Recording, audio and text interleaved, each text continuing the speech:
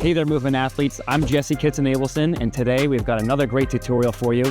It'll be about the progressions of the strict bar muscle-up. This is often deemed one of the most difficult versions of muscle-ups when looking at kipping versus strict and bar versus rings. If you haven't already seen our video on how to do the perfect strict bar muscle-up, please make sure you go and check that out beforehand, because we get into all the details of the different phases and the perfect technique of how to do the strict bar muscle up. In today's video, we'll show you some of the prerequisites, some strength progressions, as well as some skill and endurance work to help aid the movement as well as the overall understanding of it.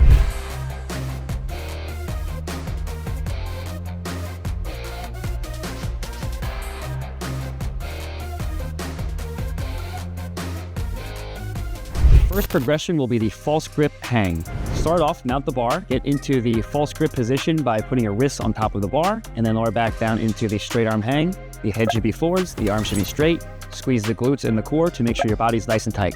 This is the starting point. You'll want to practice this position to help strengthen your forearms and familiarize yourself with this position. Oftentimes, the forearms can fatigue quickly, and often earlier so than some of the other muscle groups used in the strict muscle up. And you want to shoot for between a 10 to 30 second hang. The second progression is the false grip active hang. So essentially, we're redoing the first progression, but we're now adding in the scapular retraction. Before any kind of pulling, you want to make sure you engage your upper back. So that's why we're going to be squeezing the scaps together and hanging in this position. In this accessory piece of skill work, we'll be combining the false grip work as well as scapular retraction. If you skip training this step, it's likely that you'll lose the false grip and won't be able to obtain the muscle up or multiple reps of the muscle up. Shoot at least for a 10-second hang in this position. The third progression will be the chest to bar pull-ups. So with our prerequisites, we should already be able to do multiple pull-ups, but in this version, we'll be doing it in a false grip and getting to a higher range. So for the first rep, we'll show you a pull-up that goes to chin height. Then after this, we will go to more of the chest position. And we're trying to pull as high as possible to get to that literal borderline between the hang phase and the support phase.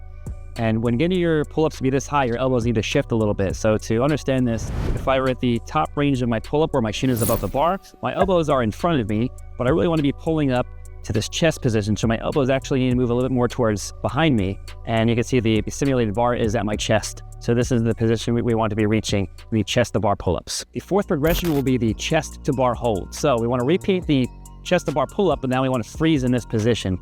It's imperative that we strengthen this position because this is typically the weakest point of the muscle up itself, and usually we skip over it with momentum or we get stuck there. So it's important that we strengthen this high point of a pull-up and show the ability to freeze there. The fifth progression will be the chest to bar with a slow descent. So we'll repeat the action of doing a chest to bar pull-up at a normal tempo, but then specifically slow the lowering phase, taking about 3 to 5 seconds to lower down.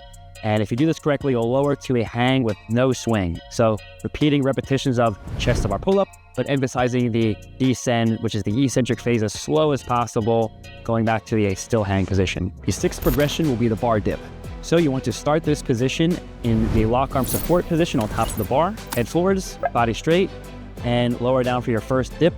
And notice that the elbows are tracking more backwards rather than sidewards. We want to go to as much of a deep range as possible because you will end up at a low dip when you perform the actual muscle up. So Blake here is performing multiple dips on top of the bar. If you don't train the full range, you will probably get stuck at that position right after the transition where you're in the lowest possible dip, and you want to try to train that. The seventh progression is the jumping muscle up.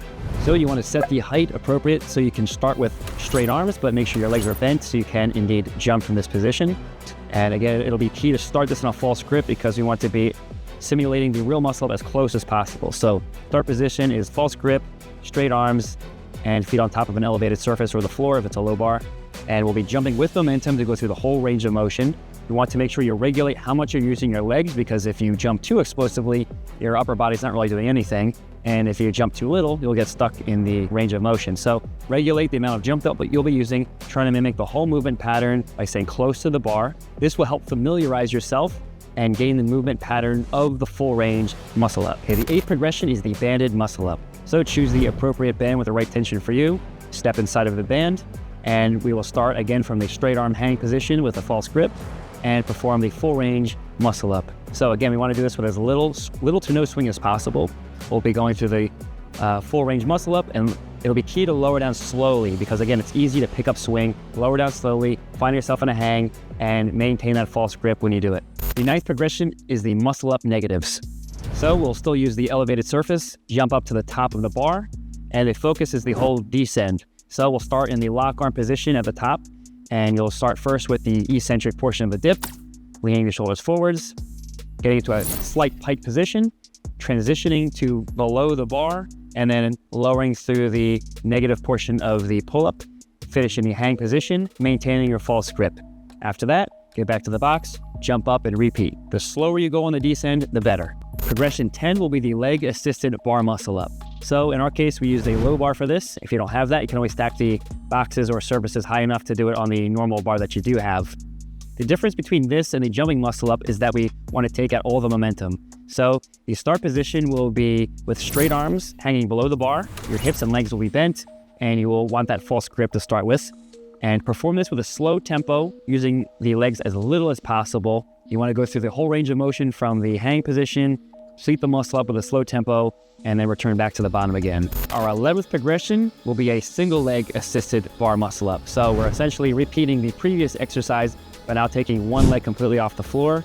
And again, using the leg as little as possible. You do not want to be jumping, but more like gliding that foot off the floor, because you initiate the movement and perform the movement with your upper body rather than jumping off the leg. And lastly, that brings us to the 12th progression, which is the strict bar muscle up.